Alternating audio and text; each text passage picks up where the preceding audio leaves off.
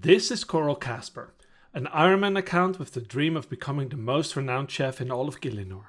To achieve this dream, he shall cook almost every single of the 135 available recipes 100 times. In this series, we will follow him on his quest to do just that.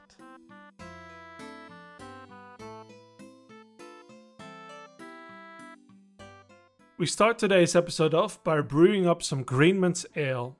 While we have technically done this before, we needed one for the start of Recipe for Disaster and as such haven't marked it off our list just yet.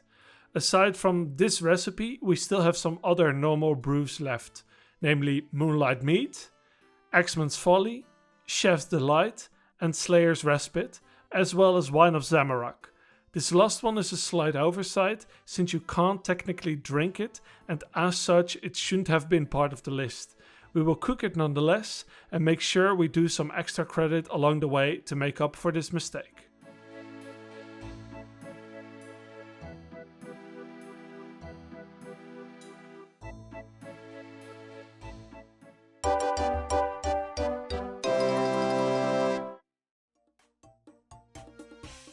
In today's episode, we will do a lot of two things: cook things with vegetables and work with clay. First up on the chopping block is making cooked sweet corn as part of the vegetable category. These have been the subject of the most recent farm runs and we now have enough to cook 100 of them. Aside from farming sweet corn, most of the farm runs have been working towards increasing the stash of potatoes, onions and tomatoes. Each of these are exceptionally plentiful in recipes and as such we seek to always increase the amount that we have in stock.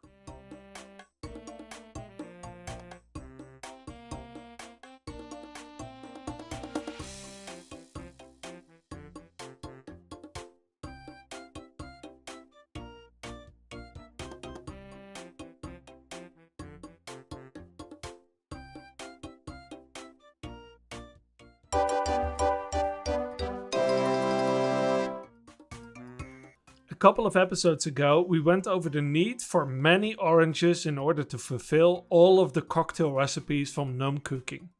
We have been steadily working towards these as well, and I'm looking forward to the dedicated cocktail episode somewhere in the future. We are not close to finishing the prep work required for this just yet, but you can certainly look forward to the end result.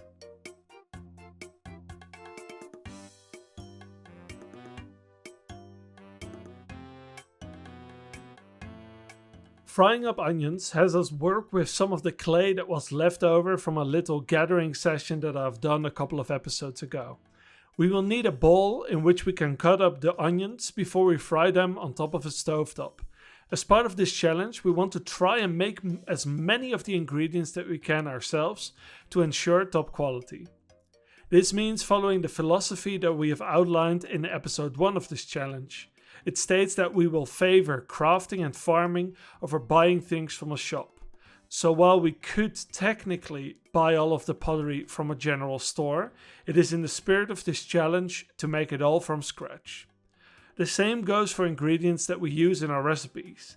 If we can't literally farm for it, through killing mobs or planting in a farming patch, we will look into other ways of acquiring the ingredients through rewards of minigames, thieving activity or any other means that are still in the spirit of this challenge. The only notable exception that we have made thus far is in regards to equaleaves. With only one gathering spot and a lot of them together, I have instead opted to buy these from the store in the Grand Tree, but rest assured there's still plenty of grinding left for this challenge.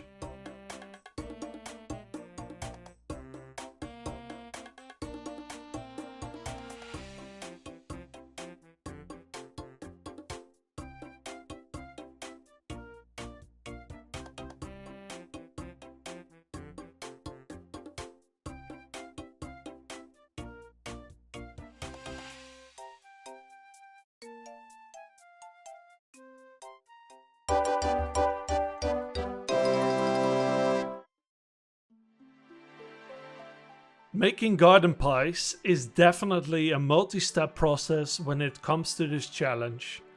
We mine the clay, use a bucket of water on it to soften it, and use it on a pottery wheel in order to create a pie dish. We then fire this dish in a pottery oven until we have all of the shells that we need.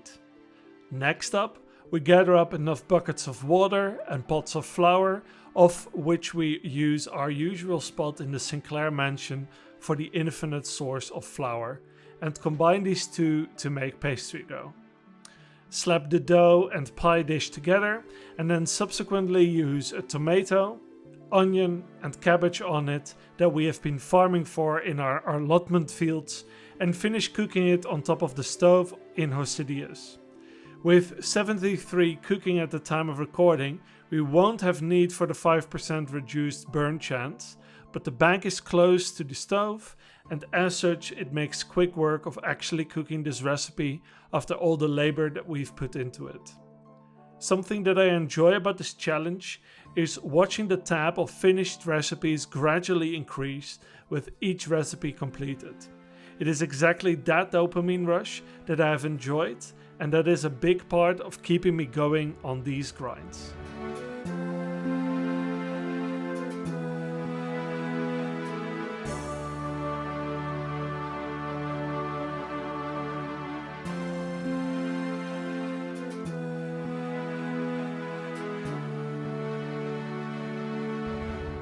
Some of the pies in the dough category will require a relatively high cooking level in order to make without burning them.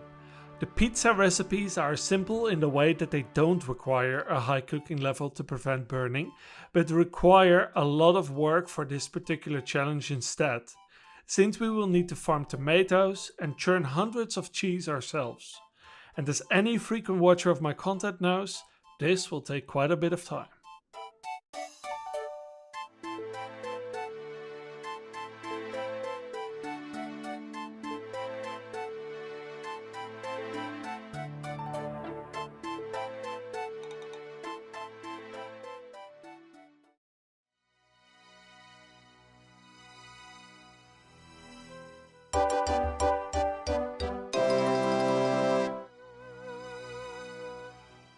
We have already made nettle tea in episode 8 of this challenge, but there is a variant of it on our list that we still have to make. The milky nettle tea requires us to first make teacups. By using one soft clay on a pottery wheel, we can create 4 cups, which we then have to fire in the oven. We also need bowls that we will fill up with water and add freshly collected nettles into before cooking on a range, and adding some whole milk to the mix before pouring the contents in one of the cups. Thankfully, through this process, we free up the bowl that we can then use for another recipe, after it has been washed, of course. Adding milk to a cup of tea doesn't change its benefits, but it was one of the items that I added onto the list since I felt it was distinct enough. While we are done with tea recipes for this challenge, tea will make a return in a later episode for some extra credit. Stay tuned.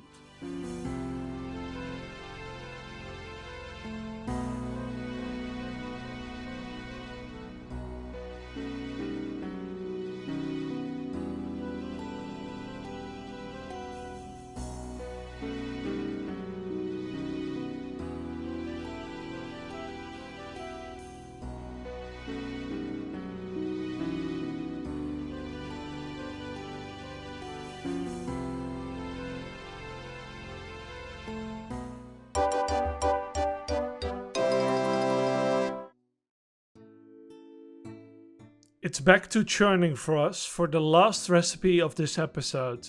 The chili potato requires us to make both chili con carne and a buttered potato and mash these two together into a new item.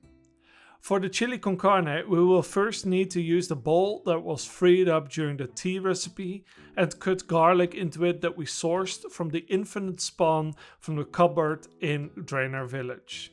We then add some numb spices to the mix and some cooked meat that we thankfully had left over from an earlier grind. Then we bake our potato, add the butter to it, creating a buttered potato, which we will then use on the chili for the final product.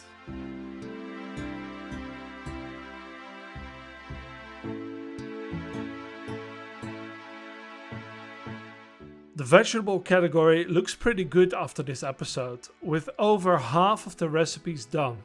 We're going to need to farm up a lot more potatoes for the future in order to fully complete this category, but it will no doubt be one of the easiest categories to complete. Even though many of the recipes require us to use the pottery wheel like no other and go through the large amount of steps needed to finish each recipe.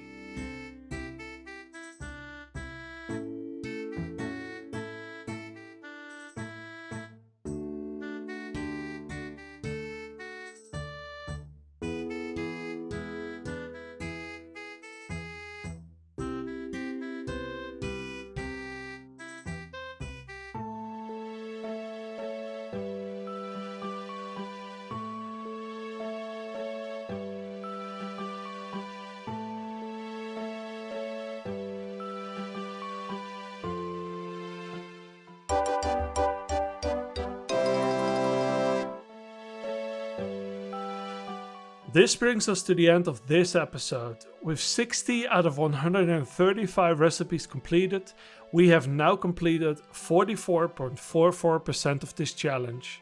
Next episode will be the season finale of Cooked, with 8 more recipes that we will finish in order to push past the midway point and into season 2. Before we head into season 2, I will first work on a recut of the first season that you can watch in one go before we continue into the next. This was Cooked episode 13.